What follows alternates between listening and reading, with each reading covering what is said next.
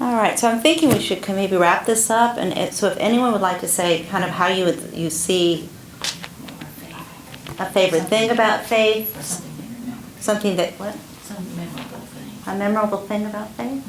A memorable thing about faith, I guess, or something that you would like to make sure we get down and record about faith and your experiences with this church. Can you think of? I think the legacy, if you could call it that, is going to be not so much of what's happened in the past, but what we can look forward to in the future, because we're spread out in so many different areas. We have provided food and books and shoes to children that are in the Seamless summer? seamless through the seamless summer program, and they're in the what do you call it, the public housing, Yeah. and also particularly in the trailer parks. Mm-hmm. And I think that's where we will be, because that's what we do. Yeah. I think if a church becomes insular and they are just concerned with their own activities and their own people, they're going to eventually just die out. There's do I want to say a flame? There's a flame that keeps us going. Well, I think there's a hymn. It only takes a spark to keep a fire going. I think that's what we have. I think that's what we have. Pat, anything you want to?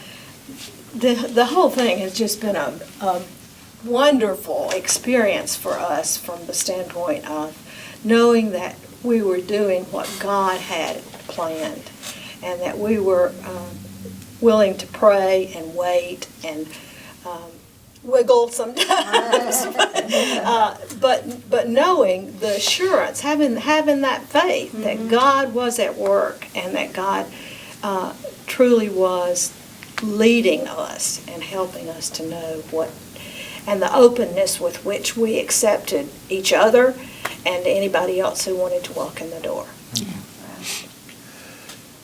Prayer was very important, and important for everybody to offer prayer. And without prayer and the coming together of people to pray about the direction we should take, instead of throwing our efforts behind our own opinion, is what made us successful. And the bigger we get, the harder it's going to be to keep people focused on God's will, not their will. Sonya, anything? Well, this is personal, but my late husband, Jim, was in this group to begin with.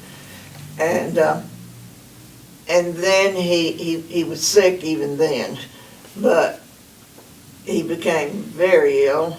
He couldn't get out anymore. He was on that. Anyway, so we were not able to come for like 2 years, a long time, because I had to stay with him. But anyway, when I came back after he passed, it was like I hadn't been anywhere, except we had new people. You know, and that's a nice feeling. Isn't that nice? Yeah.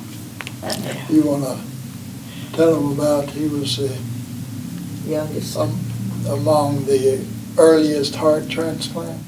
Oh, well, actually he was 700 and something at Cleveland Clinic, where he got a new heart, a heart transplant, and maintained it for 13 years. Wow. He took good care of it, ate like he was supposed to and that sort of thing. And was taken care of, it sounds like. Pardon? He was taken care of by someone. Oh, well, I helped, but... Yeah. Well, I just want you to know that this has been a pleasure and an honor for me to hear your story. So I just really appreciate it. And you can edit that out, but I just wanted to let you know that really I loved it. So thank you so much for taking the time this morning. I think it's Thanks for because having we're all so young and flexible.